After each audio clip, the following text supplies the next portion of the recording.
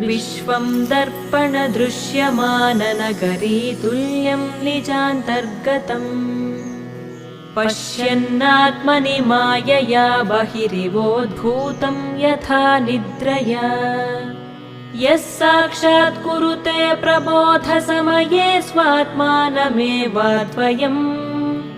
तस्मै श्रीगुरुमूर्तये नमः इदं श्रीदक्षिणामूर्तये